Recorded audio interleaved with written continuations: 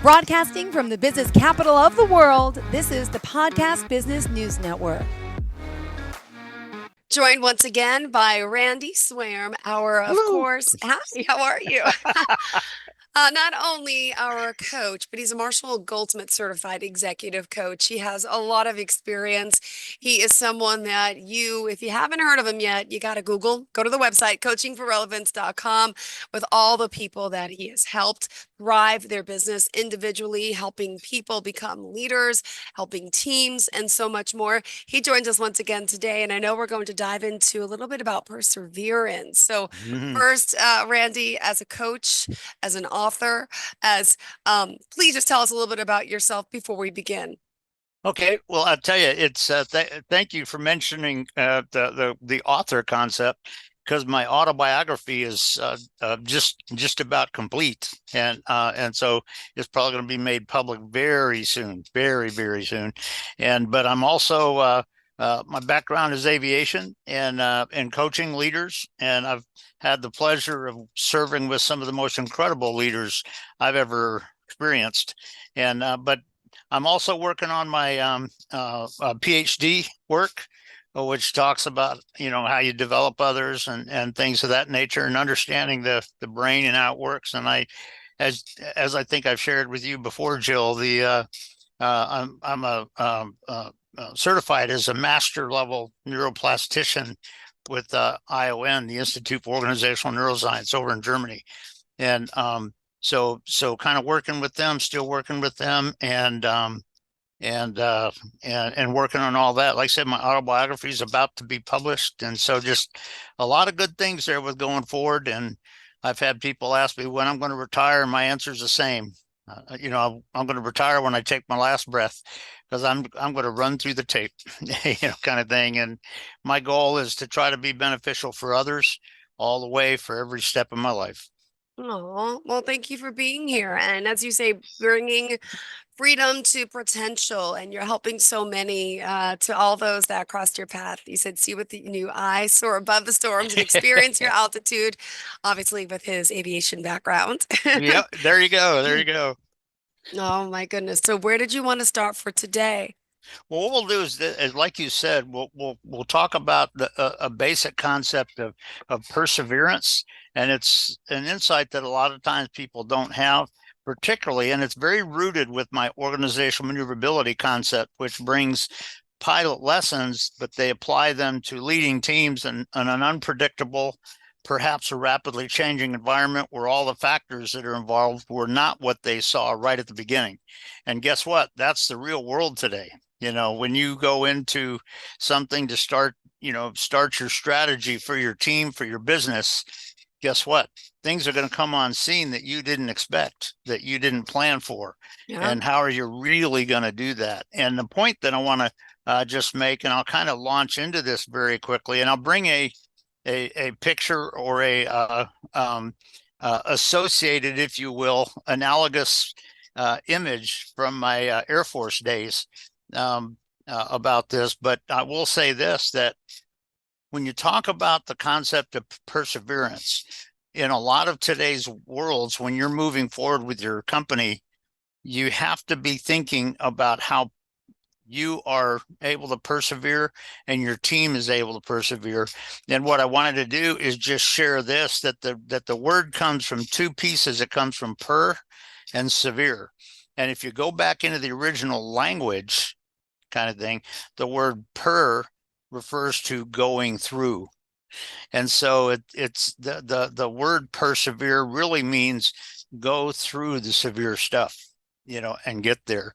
And and what happens in today's environment a lot of times, and has before, when those challenging factors come on scene, that can be a big distraction sometimes because people want to just go fight those distractions rather than being focused. And so the whole concept on persevere is staying very centered, staying in line with where you're going, and all of that. And I'll mention a couple of other things about it after I share the picture from my Air Force days. But in the Air Force, I was instructor Wizzo in the F4 Phantoms. And this one particular day, and I'll just kind of share this with you. It was for this one week, there was an exercise going where we were going out to the Dare County Range, and that was going to be our target all week long. And of course, when you're talking about an exercise like this, you're not dropping real bombs. You're dropping practice things and stuff like that. And other airplanes are not shooting you with real bullets. It's just, ways that they can prove that if they had real bullets in it, they would have shot you down, kind of thing. And but this one day we had some F-15s, which were basically, as you know, the F-15s were newer than than the F4s, and so generally speaking, they had a little bit more fuel, a little bit more maneuvering ability, and all that kind of stuff for air to air than we had at the time. But I was glad to be in F4s. I loved F4s ever since I got my commission. But we this one day, everybody, as they went in low level to the range, everybody was going at full power and really high speed so that they could try to beat the F-15s. But what happened is the F-15 Eagles were shooting them all. I mean, they were just getting shot all over. Well, the guy that I flew with, he and I are both instructors at the time, and my nickname was Swami, and his nickname was T-Bird. So it was T-Bird and Swami in this airplane, kind of thing. And we were talking before we started to go to the airplane, and we both agreed that said, you know what, we're going to go slower and conserve a little bit of gas, but also go slower so maybe people aren't surprised by the fact that we're there or something, kind of thing. And so we did. Throughout our whole injector into the bombing range, we flew a lot slower than normal. And we flew and we saved a lot of gas, because what happened is everybody else was burning gas so much that after they dropped their bombs, they had to climb up, to get to an altitude. Well, guess what? The F-15 saw them doing that, and they'd shoot them all the time. And all these guys had come home and gotten shot and all that sort of stuff. And what we did is we stayed very low and very slow all the way in. And after we dropped our bombs, we had enough gas that we could stay low. And as we were coming off the target area, I kind of glanced at the radar and up to the left, and I said, "Oh, F-15, 11 o'clock, which is just to the left of our nose, about 15 miles." And T-Bird said, "Oh yeah, got him in sight." And the F-15 did not see us. And so what we did, and while he was flying, we came up right behind him like this as we came up, and we came right up behind him like this and shot him about 2 or 3 times. And the controllers passed on to him that he just got shot and everything.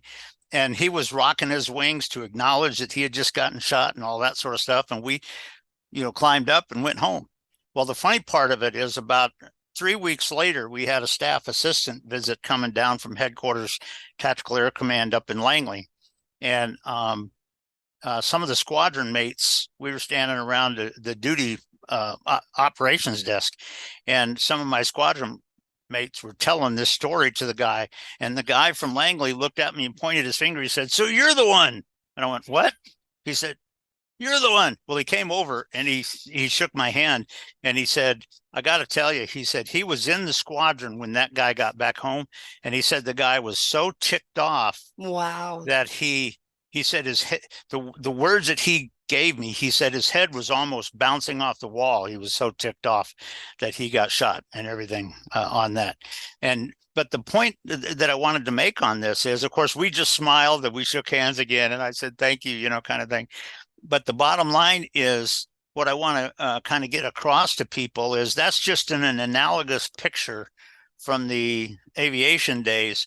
But when you're talking about your team and going into a challenging situation, when some of the factors that come on scene were not predictable, were not expected, were not seen, to what extent, with you, their leader, to what extent are you distracting yourself and just going over and focusing all on those factors to get them knocked down, as opposed to staying seriously focused on the goal, the mission, the objective, the strategy, and all of that to get there. Because to the extent that you are being distracted by that, guess what? You're decreasing the likelihood of your success when you do that. And the thing I want to kind of point out to you is when you look at this aspect of perseverance, as we just said, the word means going through the severe points. So going through, a situation where you have all these external factors coming in that make it sound like severe, instead of just being distracted or whatever, do you and your team, are you leading your team in such a way that despite the struggling point there, they're still going forward? Also, instead of being distracted where you want to just go over here and look at these distracting factors over here, or are you aware? Because one of the things that people don't realize is a lot of times those external factors that come on scene can open up a touch of vision of how your strategy can adapt and tweak a little bit and get to a greater success than you even thought about.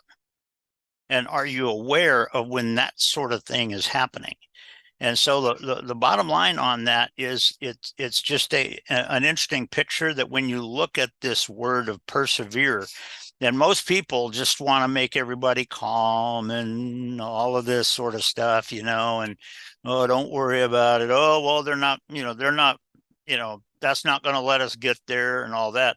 It's not going to let you get there because you quit, kind of thing. And when you look at you as the leader, do you have a true strategic vision that when you see these factors coming in seen, that you know how you can tweak it? Guess what?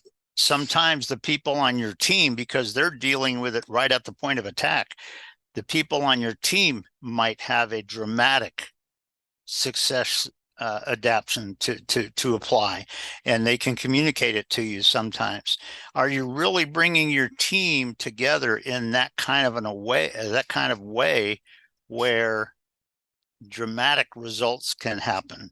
And really, you got to be thinking so much in terms of perseverance. Now, are there times where you may have to kind of knock this other force out of the way? Possibly, depending on how really bad it is and all of that sort of stuff, it's possible. But for leaders, when you're talking about leading your teams in a somewhat rapidly changing, unpredictable VUCA environment, remember that's our word for variable, uncertain, changing, and adaptive kind of thing. When those factors come on, how is your real clarity on that? Because here's the thing, it takes energy to go try to take the challenging factor out. And that could be wasting some of your energy where it's not on your vision and goal and all of that. And so the bottom line is I just offer it as something to think about when you're talking about it. When you look at this persevere aspect of it, to what extent does your team need to have perseverance? And here's the thing, the factor that's coming on may look really bad and terrible, that you know what, if your team has developed perseverance inside of you, they look at it and they go, no big deal, let's keep going, kind of thing. And so there's two aspects about that sometimes people don't think about. It's not about making excuses. It's not about being distracted. Perseverance means knowing what our goal is, knowing how we want to get there, knowing what's going to happen. If we have to adapt it just a little bit because of that force, that's okay. Because if we adapt it, it could be that factor that came on scene adapted our strategy a little bit so that we got to a bigger success than we ever thought, kind of thing. That can sometimes happen. But when you're talking about leading your team, it's that aspect of the vision about this picture of the perseverance as opposed to being distracted and things like that. There's an aspect about that in your strategic vision. Do you have clarity on that? Does your team have clarity on that? Are you building that within your team? Are you getting a sense of how they need to apply that and how they can be comfortable with that? And I think I shared in a previous situation, previous show, probably about 8 months ago, Jill, with you, kind of thing. And I mentioned that one person was talking to me, and what I told him is, I said, well, at the point of attack, what's it going to take for you to be okay? And that was revolutionary for him. And guess what? In my martial arts experience, sometimes when all those come on scene, you got to have peace. And you know what? A perseverance mindset sometimes can help you have peace even when unexpected factors are coming on scene. And so it's one thing that we need to kind of think about as leaders, but it's also something that we need to think about how we're going to really develop that and build that in our team, in our team members, and all of that. So it's just sharing that picture from my Air Force days of just an analogous insight. But when you're talking about leading your teams in a situation that is not totally predictable and all of that, guess what? Those kind of things can come into play. So it's one thing that we need to really think about is this real, truthful application of perseverance. To what extent is that really being built and developed in you and your team? And at what point do you need to really enhance the perseverance for radical success rather than being distracted? And where's that line drawn on a given situation? Because every situation you come up with, guess what, may be a little bit different. And as the leader in your vision, do you have clarity on that? So it's something to think about when you're talking about really developing your team and really bringing them to some incredible success. So I just offer that for the listeners for today. Wow. Thank you. Uh, I'd take that as a positive thing from you, Jill. of course it is. Yeah, wow. And I just want to please, did you redo the website? What's that? Did you redo your website? I didn't redo it so much. It still has that picture on it and everything, and it has it has the very first 4 videos that we did like 2 years ago No, are no, still no, on. But no, yeah, because it haven't really changed it. Go ahead. no, because for some reason I was looking at it and I just that whole shot of you, I'm assuming that's you piloting the plane right here, the beginning video. Yeah, that's That me. that Let me rephrase. That's my website. I gotta say, it's actually not me officially. It's what I did when I was in the Air Force. But yeah, it's not that actual picture of the helmet there is not actually me in it, because uh, the uh, the airplane that it shows is not one that I flew. I flew F4s and it looked quite a bit different. Oh, all right. Well, I just want everyone to go coachingforrelevance.com and really there's so much that you have to offer and I love your stories. I love how you've been featured in so many different numerous publications. I mean, and really accredited and accounted for the testimonials, the people you're working with. I mean, you are one of the best who I know you say will be doing this forever, right? You said you're never Yeah, giving it up. You're not retiring ever. yep. And even after I take my last breath, Yep. my autobiography is going to be out there. And guess what? So my life's journey can have a positive impact for other people, and stuff. So yeah, there's a lot of insights that I've learned through my journey, and a lot of those are included in the autobiography and stuff. So yeah, uh, it's an amazing story. When I look back on just, I gotta say, I know what it's like to live your dream, and because I did that, and I don't want to do it as it's not just for me. True leaders realize that leading your team is not just about you. It's about your team being better. It's about your team being able to see some of the solutions that they wouldn't have seen before, because of the way that they are built and grown in their work together. And actually, when you look at that and you look at the concept of perseverance, there's an aspect where your team has to encourage the perseverance in each other.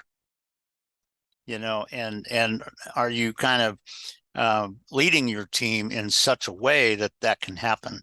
And so all of those things, like, are very interesting. But yeah, that's my website's out there. They can go on it. And I, if anybody, and I think you know this, Jill, already, if anybody wants to just have a chat with me, I'll welcome it. They're not going to get a sales pitch from me or anything like that. If they tell me of a need that they want from a coach, okay, yeah, we'll come up with something. But if they just want to have a chat a little bit or whatever, so be it. And not a problem. Got it. All right. Thank you so much for that. And also, I apologize. I have a cold if you can hear it in my voice. Oh So no, I my hope you feel better, my friend. I keep muting it and coughing, so I Okay. apologize. You don't hear the coughs, but you see me in action. So I just something I got to get over. I'm okay. But we still Okay. have our 5 minutes left. So I want to ask, what else did you want to make sure we share for today? Well, the big thing on that is, and I guess it's an aspect of um, when you're talking about being a leader, it's not about you telling your team what to do. This aspect about perseverance and having the clarity on these aspects of it. It's not about them just thinking about, well, golly gee, what does he want us to do? I don't know. Well, you know what?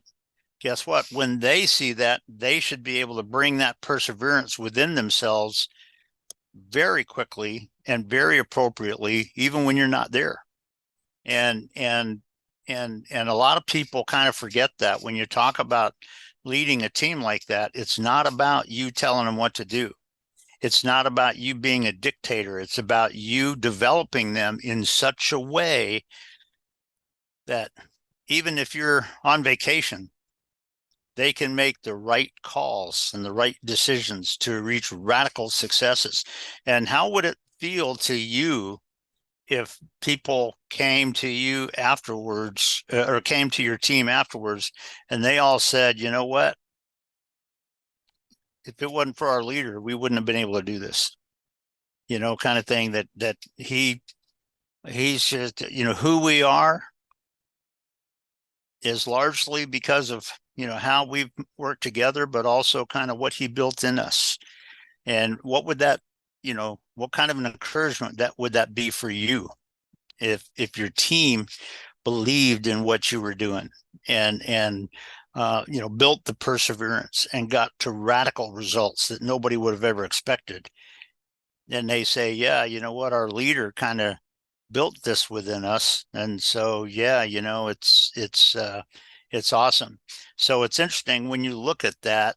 Um, that's kind of like a closing follow-on part of it, that when you're talking about leading, that's a key aspect of it, of building these kind of things within your team and in yourself. And in fact, when you talk about leading and modeling behavior, guess what?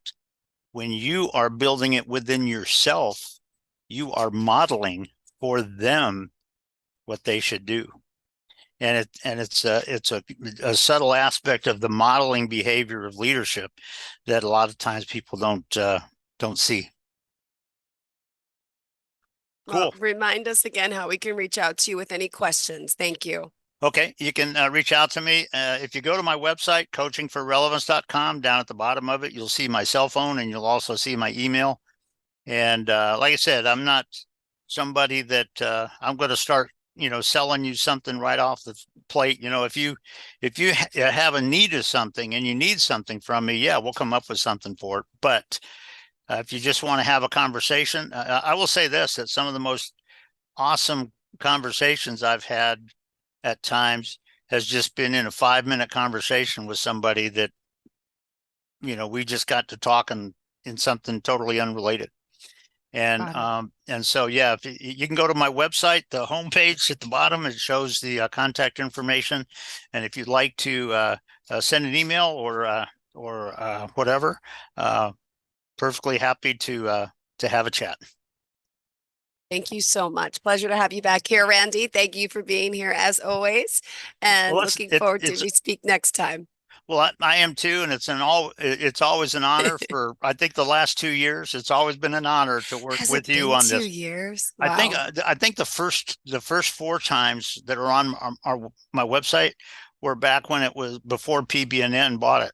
Oh And my gosh, that long. And you've been back and yeah, forth with Steve and I, who I adore and love. I've known him yeah. for like 20 something years. So thank you. And I appreciate you, and I appreciate Steve, and glad to get with you. And as you said, definitely look forward to getting with you on the next one. Same here. Thank you so much. Have a great day. Bye bye. Are you looking for even more of the podcasts and hosts that you love? The Podcast Business News Network is proud to announce that you now have even more ways to listen live. Check out the MyTuner Radio, online radio box, and Simple Radio apps on iOS and Android, or find us online. Search for Business News Network on mytuner-radio.com, or search Podcast Business News Network on streama.com and onlineradiobox.com/US. Take your podcast on the go and don't miss a minute of the action.